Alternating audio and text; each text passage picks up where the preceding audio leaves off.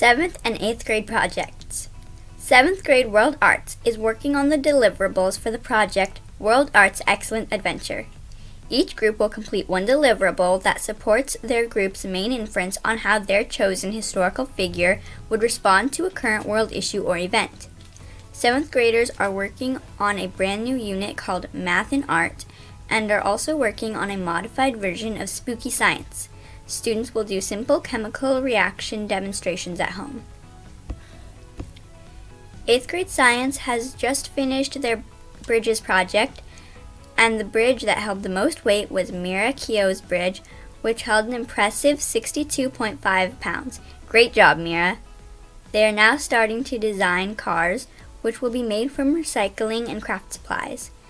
U.S. Narrative has just finished their Ideal Graduate exhibition and are introducing a new project.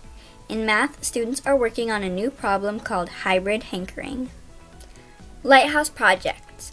Miss Robinson and Mr. Neezer's Lighthouse class is working on proper research and presentation skills. They are researching a passion project and then will be presenting it. LSI Coding is making a website using HTML and CSS. Mr. Hiraki's Lighthouse class is doing a college spirit project. Miss Lamb and Miss Blightman's Lighthouse classes are both working on a project called Coping with COVID-19. They are discussing how students can learn ways to cope with all the negative effects of COVID. They will eventually transition into sharing what they have learned with others who may need a boost in spirits. In Miss Jaspal's Lighthouse class, students are working on the Netiquette project. They're learning about what a digital footprint is. Presenting wholesome news. This month, the world's largest food organization, the World Food Programme, has been awarded the Nobel Peace Prize for bettering conditions for peace in conflict-affected areas and for acting as a driving force in efforts to prevent the use of hunger as a weapon of war and conflict. Over the past few years, the organization has helped over 100 million people in 88 different countries. This week was College Week. We learned how college works. Every homeroom got to choose a university or college to represent. On Friday, we wore our university or college's colors. We were also able to earn college swag and prizes. The winner of the college research slides was Miss Jackson's advisory. The randomly selected winner from her advisory was Trevor Kwan. The winner of the college spirit day was Miss Menon's advisory. The randomly selected winner from her advisory was Elijah Kamal. We had one last spirit week of the month called Red Ribbon Week. On Monday, we wore our school's spirit gear.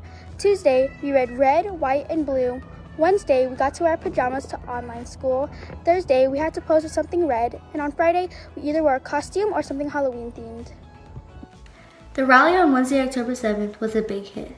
Though there are a couple of downsides to the rally, it was a fun way to come together as a school.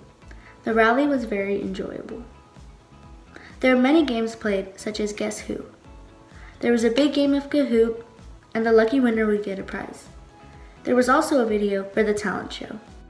The County of Santa Clara became the first in the state to recognize Juneteenth, a paid county holiday, with an unanimous vote for Supervisor Dave Cortesi's proposal at today's Board of Supervisors meeting. Starting June 19, 2021, Juneteenth will be a paid holiday for county employees to recognize the end of slavery in the U.S.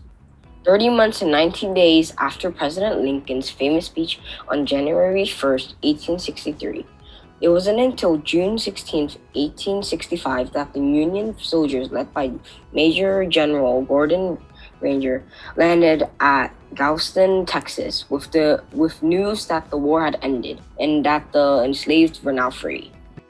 Designating Juneteenth as a holiday in Santa Clara County is especially significant in the wake of protests over systemic racism here and across the nation, Supervisor Cortesi said. This historic vote recognizes the injustice to people of color and the work of that still remains to ensure that freedom exists for all. On August 21st, the board voted to allocate $2.3 million to be put into a reserve to fund declaring Juneteenth as a county holiday. The final vote makes the holiday official. Our game recommendation is Grimm's Hollow, an indie RPG revolving around the lady, Lavender, somehow finding herself in a ghostly town called Hollow, and her quest to find her brother. The game's turn-based, has multiple endings, and an emotional story.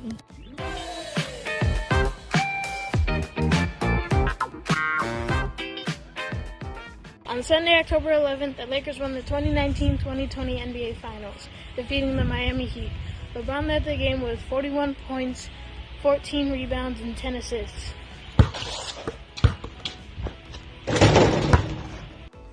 The Los Angeles Lakers played 5 of their 6 NBA Finals games in the Black Mamba jerseys in honor of Kobe Bryant and the tragedy that happened on January 26, 2020.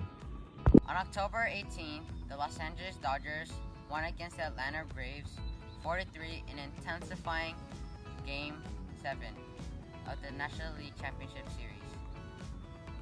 The Braves choked the 3-1 lead, which gave the ability for the Dodgers to play in the World Series. And that's all for Sports Corner.